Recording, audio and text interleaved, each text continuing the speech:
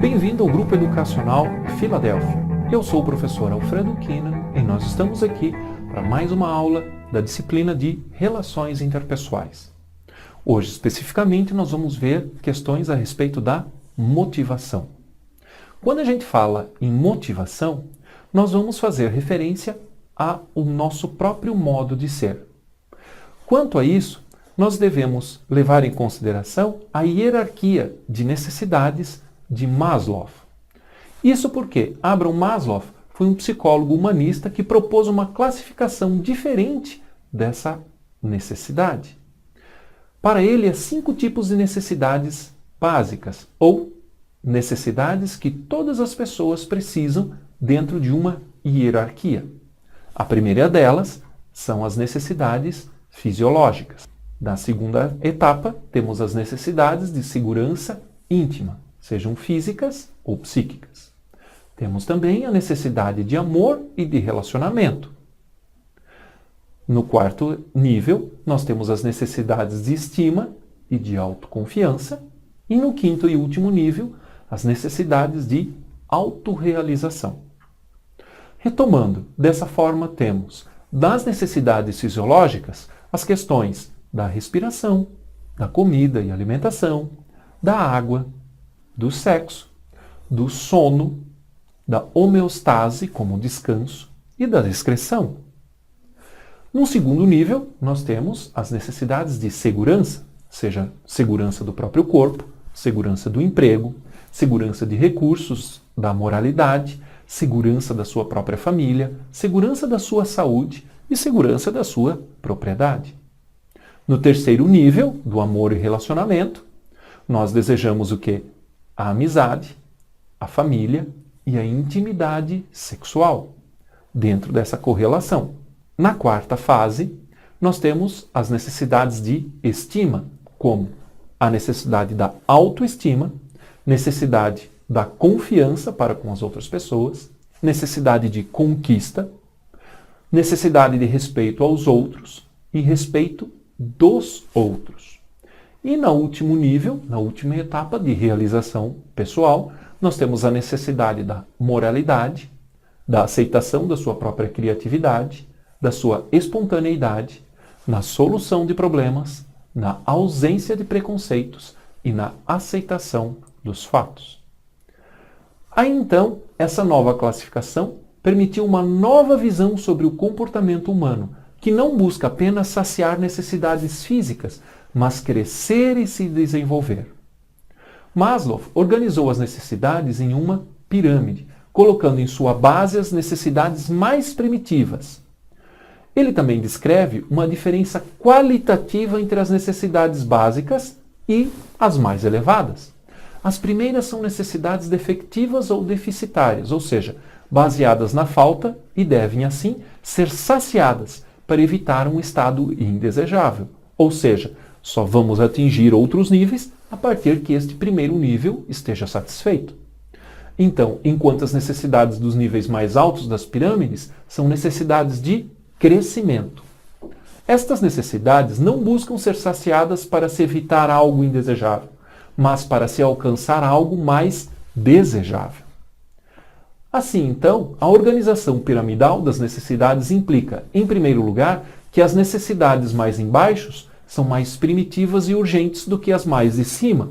Ao mesmo tempo, à medida que sobem na hierarquia das necessidades, tornam-se menos animalescas, mais distintas e distantes do instinto, ou seja, mais humanas, mais próximas da razão, da emotividade e do seu sentimento.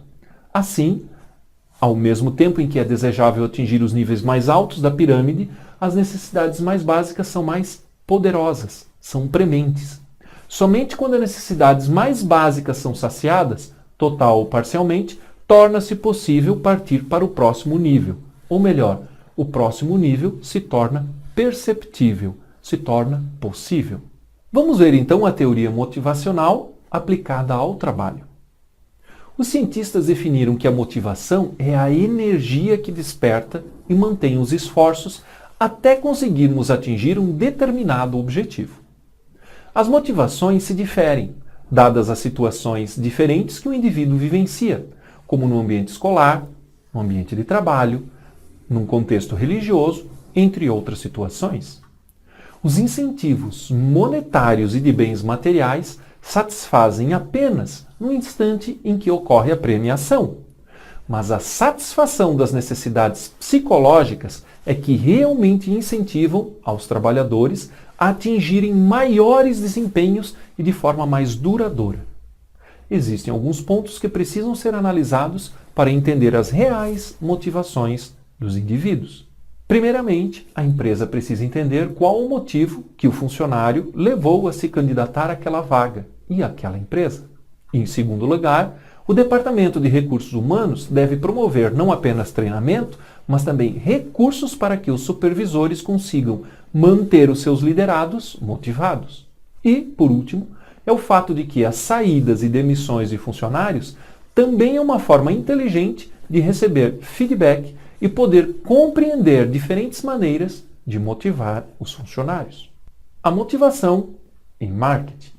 Existem alguns motivos que levam os consumidores ao ato de compra. São eles: motivos primários e seletivos, racionais ou emocionais, de fidelidade, de clientela, e a última classificação são conscientes e inconscientes.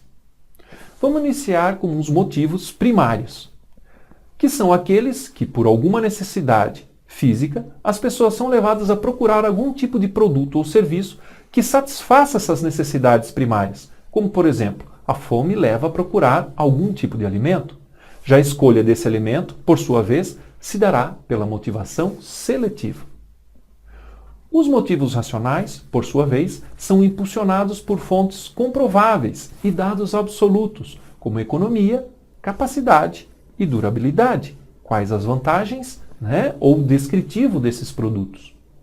Enquanto os motivos emocionais são aqueles que são ligados a valores pessoais e subjetivos, esses últimos motivos, racionais ou emocionais, não acontecem sozinhos. As ações humanas de compra também são motivadas muitas vezes pelos dois tipos de motivação mutuamente. As pessoas são ambíguas e o marketing usa desse artifício para atrair os compradores. Por exemplo, talvez um produto não seja tão atrativo sobre o ponto de vista estético, mas contém ótimos atributos práticos e vice-versa.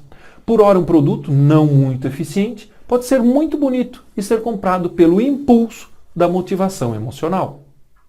Ainda existem os motivos de clientela e fidelidade, que são gerenciados por fatores que levam as pessoas a serem fiéis a determinadas lojas ou marcas específicas. Essa fidelidade é motivada pelos clientes gostarem do atendimento, dos produtos, das formas de pagamento, da localidade em que a loja se situa e outras vantagens que eles acreditam encontrar na loja ou no produto. E o último tipo de motivo para a compra são os motivos consciente e inconsciente.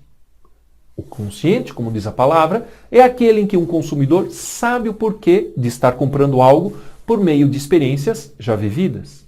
Já por sua vez, o motivo inconsciente é aquele que o subconsciente é o responsável por fazer a pessoa desejar ou não comprar alguma coisa. A motivação interna. Pesquisas recentes da psicologia comprovam que a combinação de 3 aspectos alavancam a motivação interna. A primeira delas é a autonomia. O que é autonomia? É a liberdade para fazer o que as pessoas acreditam que podem fazer, da mesma forma que sabem. Quem tem autonomia adquire mais responsabilidade e tende a agir como se fosse o dono do negócio. Outro elemento, além da autonomia, é o propósito. Ou seja, quando as pessoas estão identificadas com algo maior, que vai além do produto final da empresa, mas é alcançado através dele, tem a ver com produzir um efeito na sociedade, causar um impacto na vida das pessoas, enfim, fazer diferença no mundo. Além da autonomia, além do propósito, temos ainda a questão ou o motivo da maestria. Quando as pessoas não têm limites para desenvolver as suas competências e podem mostrar o que têm de melhor, aquilo que sabem fazer bem feito. Incentivar a maestria resulta em produtividade e inovação. Vamos ver agora 4 elementos importantes para não desmotivar. Primeiro deles, percepção de transparência e justiça. As pessoas não querem privilégios, elas querem ser tratadas com justiça. Os privilégios corroem a confiança e geram impactos negativos nas relações e nos resultados. Por sua vez, a justiça e a transparência geram confiança, uma plataforma em cima da qual você pode construir com excelência. O segundo elemento é o sentimento de pertencimento, ou seja, a ideia de fazer parte de um grupo, de contribuir para o resultado que esse grupo alcança e de participar de um empreendimento bem-sucedido é extremamente importante para o ser humano. O terceiro elemento é o entendimento de como a função se encaixa no todo, ou seja, compreender a relação de causa e efeito entre o que se faz e o que se obtém, ou seja, como o trabalho de cada um contribui para o resultado final. E, por último, para evitar essa desmotivação, o pacote de recompensas e benefícios, ou seja, um pacote, um presente que inclui o salário, o bônus, os benefícios que representam a parte quantitativa do processo, o reconhecimento do seu trabalho, de que a sua produtividade trouxe um retorno e que você é importante dentro dessa organização. Não é fator motivador, mas também não pode ser um fator desmotivador, a questão das recompensas e benefícios. Vamos ver agora algumas questões sobre a comunicação corporativa, ou seja, o papel da comunicação nas relações pessoais. A comunicação entre dois seres humanos é reconhecidamente difícil. Quando nos comunicamos, partilhamos alguma coisa, tornando essa coisa posse comum dos dois. Por meio da comunicação relacional humana, o que obtemos como posse comum somos nós mesmos, pois pelo ato de partilhar ou comunicar, conhecemos e somos conhecidos. Existir é viver em relação. Por isso, a qualidade da nossa existência humana depende de nossos relacionamentos. A comunicação é, então, antes de tudo, interação, diálogo, tornar comum. Não pode ser confundida com a simples transmissão unilateral de informações. A comunicação humana só existe quando se estabelece entre duas ou mais pessoas um contato psicológico. E há um bloqueio quanto a mensagem não é captada e a comunicação interrompida, sendo um dos problemas básicos em comunicação. A diferença de significado entre o que foi captado, e de uma mensagem e que o transmissor quis exatamente transmitir. Há frequentemente um conteúdo não manifesto em muitas comunicações, que precisamos ter a sensibilidade de entender. Há um conteúdo informativo, lógico, manifesto numa comunicação e um conteúdo latente, afetivo, emocional e psicológico. As comunicações face a face, então, são superiores às escritas, porque dá oportunidade para perceber, além da mensagem, a inter-relação, que torna-se, então, mais completa. No sentido de diminuir as probabilidades de desentendimento das mensagens recebidas, apontamos 5 dificuldades que devem ser consideradas. Primeiramente, conhecer as atitudes, crenças e sentimentos, o estado mental da outra pessoa.